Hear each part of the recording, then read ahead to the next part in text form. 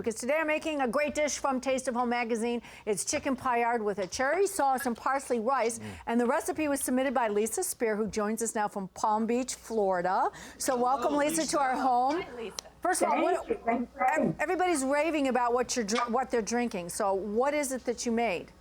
This drink, what is that? Well, those are raspberry swirled lemon milkshakes. Oh. Basically just a lemon milkshake made with lemon sorbet and vanilla ice cream with a raspberry puree. That's it's delicious. Well, they've already downed half of it. Well, while they're enjoying your drink, we're going to make the chicken Paillard, but could you please tell everybody how you came up with this idea? Well, you know, my husband could eat chicken Paillard every night, and I got bored with just making it the same way. You know, I make it with lemon sometimes and herbs, but I love duck and a cherry sauce with duck and pork, and I was thinking, you know, it could jazz up the chicken Paillards, and it did. It turned out great, so he loved it and made it ever since. Wonderful. I'm going to ask if you could kindly bring in, we made some for everybody here, so enjoy the chicken Paillard. You don't have to be kind about it, just bring it in. Let's bring it in now. Mark's already down. Do you have, I'm done with my drink. I know a chicken Paillard now that you have to pound it really, really thin. And sometimes that's difficult to do and you end up tearing the chicken. So what are some tips that you can give us about how to flatten your chicken? Oh, sure. Well, this is my favorite part because it's so therapeutic. You can actually pretend it's someone who's giving you a hard time when you've had a bad day. Oh, would that be Mark? Okay, watch this, Mark. Like that? How is that? Mark? Okay. She needs no motivation. Yeah. She has plenty. Okay, so it's nice and flat. You know, you can also ask your butcher, too, to flatten it for you. They'll be happy to do that if you say please. Okay, so, all right, so I did that. There you are. So you put it in between two pieces of plastic, and then you're going to use your your mallet. This side is for when you want to tenderize the beef, so don't use the side that's serrated because otherwise you'll tear it. So we use the flat side. Isn't that right, Lisa? That's correct. Very Yes, good. absolutely. Okay, so now we're going to sprinkle the chicken with some salt and pepper. Okay, a little bit on each side. I'll do that.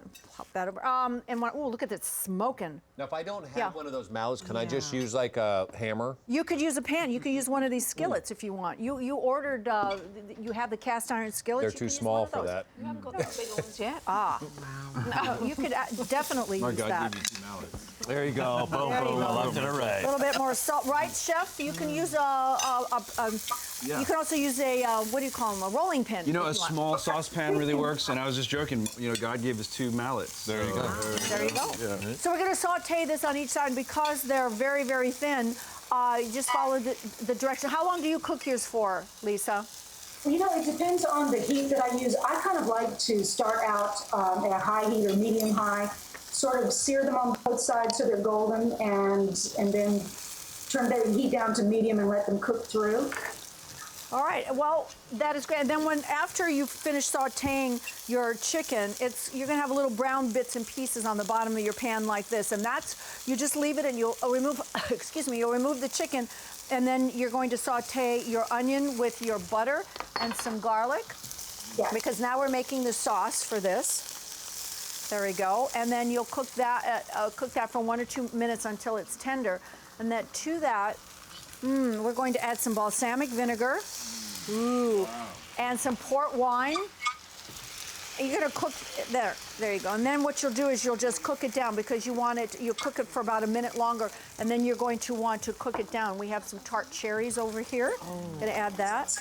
And the tart cherries will plump up in this, in the balsamic vinegar. Oh, I'm going to turn this over. There's a lot going on here, Lisa. Okay. Yes, so the chicken stock too, because you want to deglaze that pan with we want to deglaze with the chicken stock. So we're going to put the chicken stock in here like this, and then we're going to cook this down until it gets thick, right? And then after it cooks down, it's going to be thick like this. See how beautiful that is? Ooh, look at that. Okay. Sweet. Good. Oh my gosh, I would pour this over ice cream. Wow.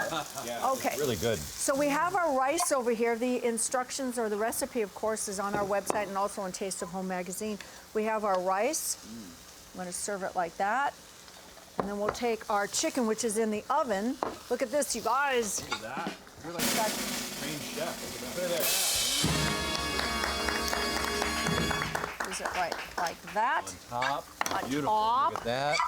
And then we'll pour this delicious port wine sauce or this wine sauce, cherry sauce over, like that. But with parsley, you would have the parsley and the butter in the rice as well. It kind of gives it a green flavor, yes. a green color, and makes it look a Yes, little. but you know what? Since I forgot to do that, I'm going to just do that. There you go. Good over the top. And look how beautiful. Beautiful dish, Lisa. Just beautiful.